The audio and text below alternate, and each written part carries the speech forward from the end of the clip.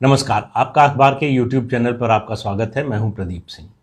आज बात करेंगे दो खबरों की। एक आई है चेन्नई से मद्रास हाई कोर्ट के फैसले के रूप में और दूसरी अयोध्या से है। पहले बात करते हैं चेन्नई से जो मद्रास हाई कोर्ट का फैसला आया है उसके बारे में। आप सुनेंगे तो चकित रह जाएंगे, लेकिन बहुत से लोग होंगे जिनको शायद इस खबर से बहुत ज़्यादा आश्चर्य ना हो। खबर ये है कि तमिलनाडु का एक जिला है पेरम्बलूर, श्री पेरम्बदूर नहीं, पेरम्बलूर। वहाँ का एक गांव है कलातुर नाम है। वहाँ की आबादी जो है बहुसंख्यक वहाँ मुस्लिम है और हिंदू बहुत कम संख्या में है।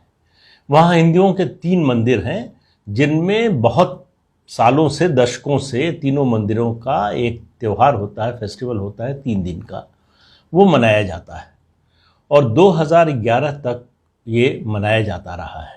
उसके बाद क्या हुआ आगे बताएंगे, लेकिन क्या कहा गया ये मुकदमा पहुंचा क्यों हाई कोर्ट तक, डिवीज़न बेंच तक। उसकी वजह ये थी कि मुसलमानों ने इस बात पर एतराज़ किया कि हमारी जनसंख्या यहाँ ज़्यादा है, इसलिए हिंदू त्योहारों के मनाए जाने पर प्रतिबंध लगा दिया जाए। क्यों लगा दिया जाए? क्योंकि हमारी नज़र में मूर्ति पूजा और इस तरह का त्यौहार मनाना वो पाप माना जाता है, इसलिए यहाँ सड़क पर या सार्वजनिक रूप से समारोहों पर रोक लगाई जानी चाहिए। मामला निचली अदालत से ऊपर होते होते हाई कोर्ट की सिंगल बेंच में पहुंचा, फिर डिवीज़न बेंच में पहुंचा। तो ये जो मद्रास हाई कोर्ट का फैसला आया है डिवीज़न बेंच का, वो 8 मई को आया है। लेकिन आपने देखा होगा कि देश के किसी बड़े मीडिया घराने में, बड़े समूह में, वो चाहे टीवी चैनल हो चाहे अखबार हो, ये खबर आपको देखने को नहीं मिली होगी। ये खबर जो है जहाँ हुई थी, जहाँ इसकी चर्चा थी, उस ज़िले में या उस राज्य तक, वहीं तक सीमित कर दी गई। इसकी कहीं कोई चर्चा नहीं हुई। बड़ा महत्वपूर्ण है ये मद्रास हाई कोर्ट का जजमेंट। क्यों महत्वपूर्ण है आपको बताता हूँ। देखिए, इस ज़िले के इस गांव में इन 3 मंदिरों का जो त्यौहार है, ये दशकों से मनाया जाता रहा है बिना किसी रोक टोक के। 2011 तक ये सिलसिला चलता रहा, लेकिन 2012 में इलाके के मुसलमानों ने इस पर एतराज़ किया। इसके खिलाफ जो है हिंदू पक्ष जो है कोर्ट में चला गया। तो रेवेन्यू अधिकारी जो संभागीय राजस्व अधिकारी होता है, उसके यहाँ मामला गया, चलता रहा। इस बीच पुलिस ने कुछ प्रतिबंधों के साथ इस यात्रा को मंजूरी दे दी। जब राजस्व अधिकारी, संभागीय राजस्व अधिकारी का फैसला आया तो उसने कहा कि ये त्यौहार मनाए जाते रहेंगे, लेकिन ये इतने प्रतिबंध होंगे, प्रतिबंधों के साथ इनको मनाए जाने की छूट दी। लेकिन मुस्लिम पक्ष फिर भी अड़ा रहा कि नहीं, ये ठीक नहीं है। तो मामला जो है वे बढ़कर आया मद्रास हाई कोर्ट की एकल बेंच के पास। मद्रास हाई कोर्ट की एकल बेंच ने जो राजस्व अधिकारी का फैसला था उसको बहाल रखा और कहा कि त्यौहार मनाया जाता रहेगा, लेकिन ये प्रतिबंध लागू रहेंगे। फिर बात गई, इसको चैलेंज किया गया डिवीज़न बेंच के सामने। डिवीज़न बेंच ने कहा कि ये तो बड़ा खतरनाक संकेत है, इस तरह की इंटॉलरेंस। अगर यही बात दूसरे इलाकों में, देश के जो हिंदू बहुल इलाके हैं, वहाँ हिंदू कहने लगे दूसरे धर्मों के त्योहारों के बारे में, तो फिर क्या होगा? फिर तो देश में अराजकता होगी, दंगे होंगे, खून खराबा होगा। तो किसी भी सेक्युलर कंट्री में, देश में इसकी इजाज़त कैसे दी जा सकती है? मामले की पूरी सुनवाई हुई। इसमें 2015 से जो, या 2012 के बाद थोड़े, उसके बाद 2015 और 18 के बाद ज़्यादा रिस्ट्रिक्शंस लगे। उन सब के बारे में हाई कोर्ट ने कहा कि जो डिस्ट्रिक्ट म्यूनिसिपैलिटीज़ एक्ट है 1920 का, 1920 का, उसके मुताबिक इलाके की हर सड़क और हर गली पर वहाँ के रहने वाले सब लोगों का समान अधिकार है। वो माइनॉरिटी में है, मेजॉरिटी में है, वो इस धर्म के हैं, उस धर्म के हैं, इससे कोई फर्क नहीं पड़ता। उनको अपना त्यौहार मनाने, वहाँ पर यात्रा और या इस तरह का जुलूस निकालने का अधिकार है। यहाँ तक कहा कि ये भी कोई आधार नहीं हो सकता इस तरह के जुलूस को रोकने का कि रास्ते में किसी और धर्म का पूजा स्थल पड़ता है। हाईकोर्ट ने कहा ये कोई कारण नहीं है। तो हाईकोर्ट ने कहा कि एक तरह से आश्चर्य जाहिर किया कि इस तरह का कैसे प्रतिबंध लगाया जा सकता है, इस तरह की मांग कैसे हो सकती है। जिस देश को, जो देश सेकुलर है, उस देश में कोई एक धर्म का व्यक्ति सिर्फ इसलिए कि उस पर्टिकुलर इलाके में उसकी आबादी ज़्यादा हो गई है, इसलिए दूसरे धर्म के लोगों को तीज त्यौहार या उनका जो धार्मिक उत्सव है उसको मनाने से कैसे रोका जा सकता है।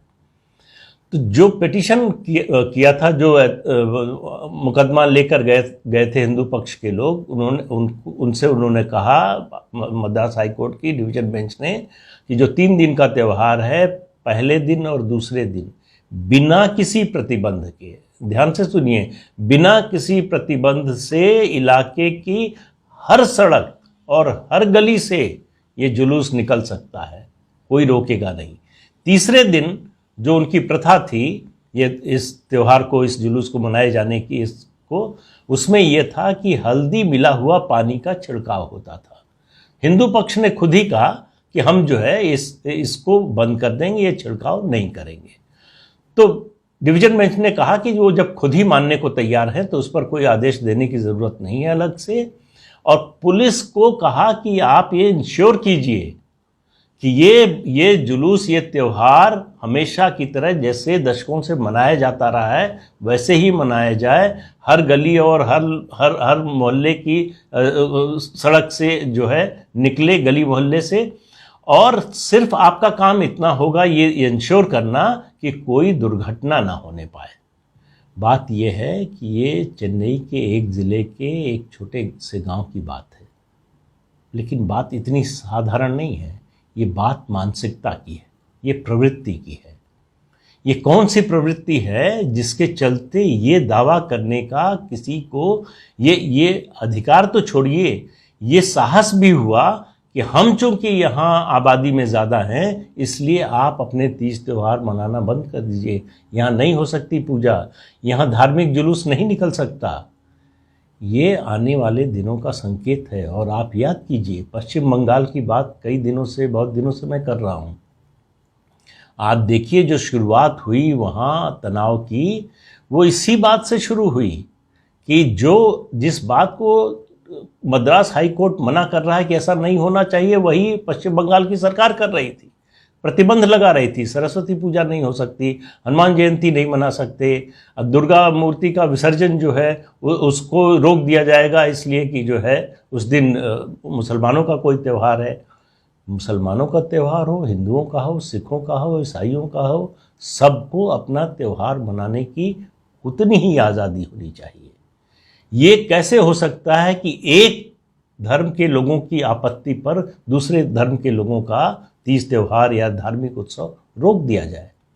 ये जो प्रवृत्ति बढ़ रही है पश्चिम बंगाल में, जो खतरे की ओर मैं इशारा कर रहा हूँ, ये इसी के कारण है। ये ज़्यादा खतरनाक इसलिए बताता हूँ कि उसको सरकारी संरक्षण प्राप्त है, उसको सरकारी मान्यता प्राप्त है कि ऐसा मांगने का अधिकार है उनको, और वो इसको रोक सकते हैं क्योंकि उनके हाथ में सत्ता है, उनके हाथ में पुलिस है, प्रशासन है, तो इसको रोक सकते हैं। अब दूसरी खबर एक आई है अयोध्या से। अयोध्या के एक गांव में जो हिंदू बहुल है, लगभग शायद 80-90% जो है आबादी वहाँ की हिंदू है, वहाँ उन्होंने एक मौलवी को, जो एक मदरसे में पढ़ाते थे पहले, उनको ग्राम प्रधान चुना है। हिंदुओं ने एक मुसलमान को ग्राम प्रधान चुना है। तो इन दोनों प्रवृत्तियों का अंतर देखिए। आप किसी धर्म की बात मत कीजिए, इस धर्म का, उस धर्म का। मैं कह रहा हूं कि इस प्रवृत्ति को देखिए। जो एक प्रवृत्ति है जो कहती है हमारी आबादी ज़्यादा हो गई इसलिए आप त्यौहार नहीं मना सकते, दूसरी ओर दूसरी प्रवृत्ति आप देखिए जो मेजॉरिटी में होते हुए माइनॉरिटी के व्यक्ति को अपने गांव की जिम्मेदारी सौंपता है। और दुनिया का इतिहास गवाह है कि इसी तरह से ये जो विस्तारवादी धर्म होते हैं वो इसी तरह से काम करते हैं, इसी अवधारणा पर चलते हैं, इसी को लेकर उनका विस्तार होता है। आप देखिए कई देश, आप दूर क्यों जाते हैं, ईरान देख लीजिए। ईरान कभी पारसियों का देश हुआ करता था, पारसी सारे भगा दिए गए। तो बात यह है कि इस प्रवृत्ति को रोकने की ज़रूरत है, इसके लिए लड़ाई दंगा करने की ज़रूरत नहीं है, लेकिन इस प्रवृत्ति का विरोध होना चाहिए। तो विरोध की बात कौन कहे, यहाँ तो उसकी चर्चा तक नहीं हो रही है। चिंता की बात यह है कि मेन स्ट्रीम मीडिया के लिए, राष्ट्रीय स्तर पर मीडिया के लिए ये कोई खबर ही नहीं है। अब आप कल्पना कीजिए कि यही उल्टा होता, कोई ऐसा गांव होता जहां हिंदू बहुसंख्यक होते और मुसलमान अल्पसंख्यक होते, उस गांव में कम आबादी होती और उनके तीज त्योहार पर रोक लगाने की मांग करते, तब क्या होता? तो पूरे देश में सुर्खियां बनती। मेरा सारा विरोध इस तरह की प्रवृत्ति से है, इस तरह की सोच से है। अगर एक पक्ष की सांप्रदायिकता गलत है तो दूसरे पक्ष की भी गलत है। ये जब तक आप करते रहेंगे भेदभाव कि हिंदू के खिलाफ कुछ हो रहा हो तो चुप हो जाओ, मुसलमान के खिलाफ हो रहा हो तो चिल्लाओ, मुसलमान के खिलाफ हो रहा आवाज उठाइए, कोई हर्ज नहीं। इसी देश के नागरिक, इस देश का कोई भी नागरिक हो, उसके साथ अगर अत्याचार हो रहा, अन्याय हो रहा है तो बोलना चाहिए, जरूर आवाज उठानी चाहिए, लेकिन बराबरी से, अगर ज्यादा नहीं तो कम से कम बराबरी से जरूर, क्योंकि अन्याय अन्याय होता है, अत्याचार अत्याचार होता है। वो ये इस बात से तय नहीं होता कि वो हिंदू के साथ हो रहा है कि मुसलमान के साथ हो रहा है। तो ये इसीलिए कह रहा हूं कि इस पर जरा सचेत होइए, सोचिए कि किस दिशा में देश जा रहा है, किस तरह की प्रवृत्तियां बढ़ रही हैं, और उससे ज़्यादा चिंता की बात है कि इन प्रवृत्तियों को कैसे नकारा जा रहा है या कैसे उनको नज़रअंदाज किया जा रहा है, जो आगे चलकर खतरनाक मोड़ ले सकती हैं। आज इतना ही इस मुद्दे पर। अगले अंक में फिर मिलेंगे किसी नए मुद्दे के साथ।